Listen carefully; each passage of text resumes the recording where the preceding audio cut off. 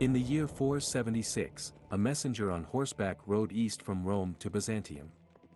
He was carrying the crown of the last Roman emperor, the royal purple cloak, and other imperial Roman items. They were the possessions of the defeated Western Roman child Emperor Romulus Augustulus. The messenger was dispatched by the man who had overthrown the empire, Odoacer, a Germanic king who once served Rome.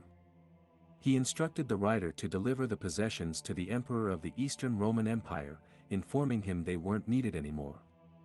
The fall of Rome was a tragedy that befell Europe in the late 400s, leading to the Dark Ages that was marked by economic, intellectual, and cultural decline.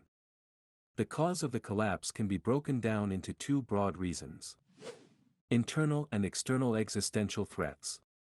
Internally caused by the decline in military capabilities and a significant economic downward spiral. And external factors such as military threats from barbarian invaders. At its height, the Roman Empire stretched from Portugal on the Atlantic Ocean in the west, to the Euphrates River in modern-day Iraq, from Britain in the north, all the way to the Nile Valley in Egypt. By conquering vast areas of the world, Rome slowly became overstretched. The more territory that was taken, resulted in more of the empire's funds being used for military upkeep. This in turn led to the empire struggling to raise funds for new soldiers and equipment to repel foreign invaders and to quell internal rebellions. It got so bad that Emperor Hadrian was forced to build his famous wall in northern Britain to keep the enemy out of the empire. Due to the sheer size of the Roman Empire and the large inflow of wealth, poor leadership and greed soon became a major issue. This was made worse during the 2nd and 3rd centuries, when being a Roman emperor became a death sentence.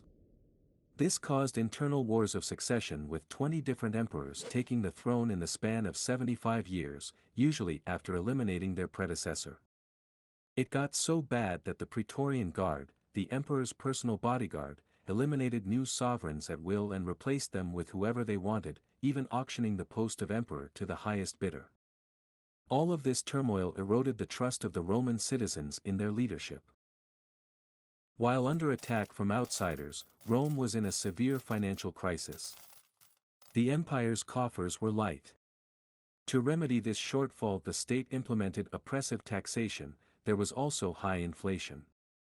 Many of the wealthy Romans fled to the countryside, establishing their own fiefdoms to escape the taxman. During this crisis, the empire was also hit by a labor shortage. Rome's economy depended on captured slaves to work the fields and to craft items, but with the empire's territorial expansion stopping in the 2nd century, the new flow of slaves and gold began to dry up. With the economy faltering, Rome began to lose its iron grip on Europe. By the 3rd century, the Romans had conquered the entire Mediterranean. These territories were home to diverse rural and urban populations. The eastern Mediterranean provinces were largely more urbanized than their western counterparts. This was in fact due to the Hellenization by Alexander the Great and his Macedonian Empire.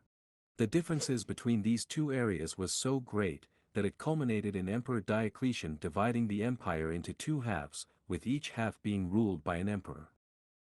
The eastern half, with its capital in Byzantium present-day Istanbul, and the western capital based in Mediolanum present-day Milan.